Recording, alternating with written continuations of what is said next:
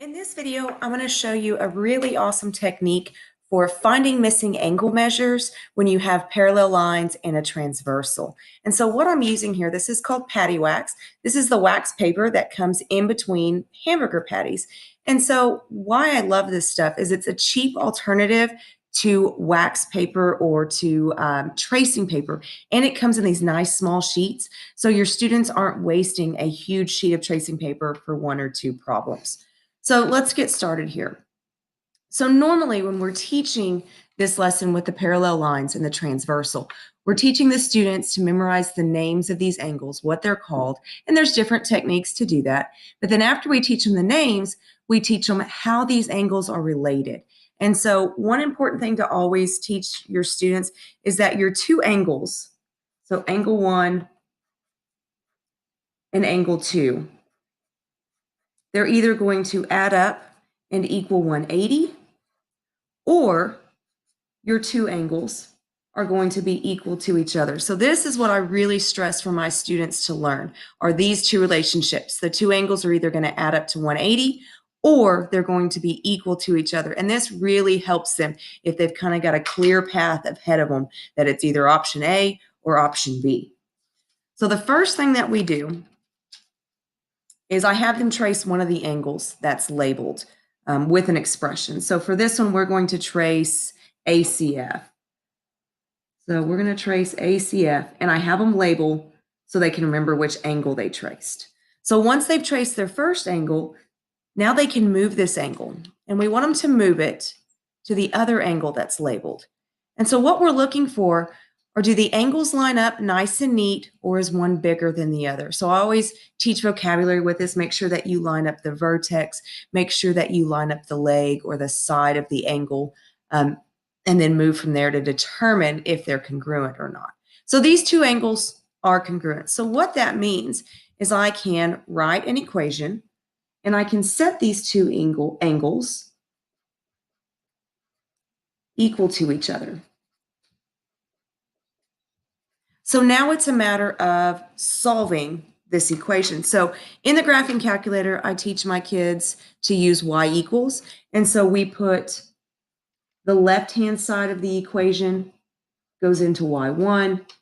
The right-hand side of the equation goes into y2. And this is the pattern that we use every single time. So we're going to do 14x minus 6.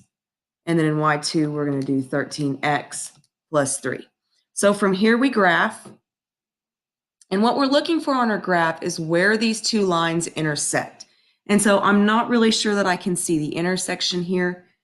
So we zoom out, so that's zoom 3, until we can see the intersection. And so I'm pretty sure here that I've got the intersection on my screen. If the intersection is not on the screen, this will not work. But now I can go second, trace, 5. So I'm going to do the intersect. So they can push the 5 button. And then I have them hit enter 3 times. And what we're looking for is this intersection. And all I look at is the x. And so for this equation, x equals 9. So if they're just solving for the variable, then they're done. But most of the time, there's another step. And that next step is, we'll find the actual angle measure. Find the angle measure of ACF. And so then I know the angle measure is equal to 14x minus 6. And so again, normally we would just tell the kids to plug that 9 in for x. But this is difficult for some of our kids. They can't remember what it means when they have a number and a letter shoved up against each other. They can't remember that that's multiplication. So again, that's where these graphing calculators come in so handy. So what I have them do, we hit clear twice, but they have to make sure that they're on this screen and that they found the intersection. So here we're going to hit clear twice, and then we're going to type this expression in just like this, 14x minus 6. And what the calculator does is it puts that intersection, that value of x, it automatically plugs it in there for them. So if they can't remember what to do, their calculator will help them out. And so this tells me that angle ACF is 120 degrees. Now I make mine check their work. So we type in the next one, 13x plus 3. and I get 120, which is what I should get. The two angles are set equal, so both values should be equal. So in this next example, we do the same thing.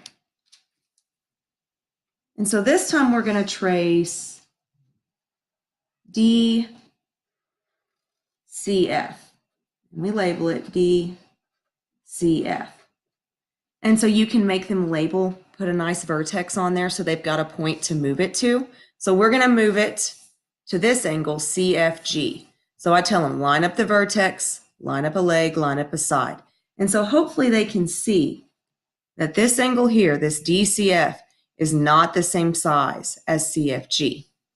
And so again, if you teach them that there's only two options here, they would know that they would add these two angles up. So 3x plus 1 plus 11x minus 3 equals 180. So again, those are their two options. If they're the same size, we set them equal. If they're different sizes, we add them up and they equal 180. So again, we're going to graph these. So I have 3x plus 1 plus 11x minus 3. And then that equals 180. Again, we graph. And I always tell them that if we're putting just a value into y1 or y2, we're looking for a nice, pretty horizontal line. So it gives them something to look for. So I don't see my horizontal line. So I'm going to zoom 3. I'm going to zoom out.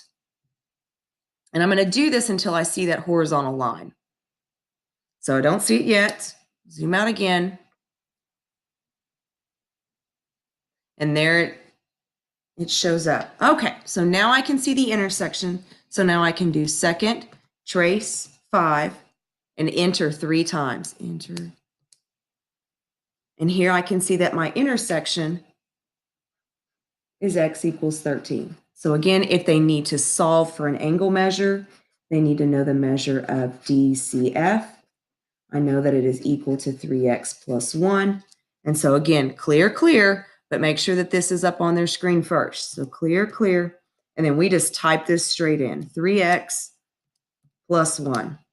And I get a measure of 40 degrees. Again, make your kids check. So my other angle is 11x minus 3. So that one equals 140.